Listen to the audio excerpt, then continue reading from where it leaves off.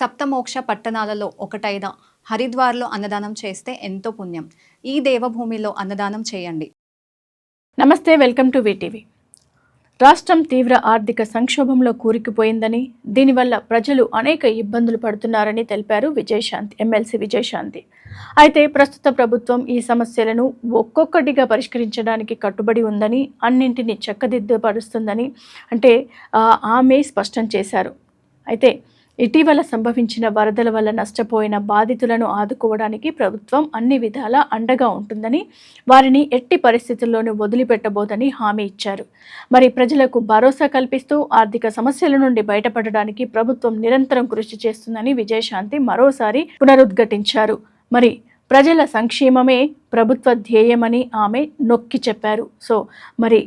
ఇలాంటి విశేషాలు మీకు కావాలి అనుకుంటే తప్పకుండా మీరు మా ఛానల్ని సబ్స్క్రైబ్ చేయడం మర్చిపోకండి. నమస్తే.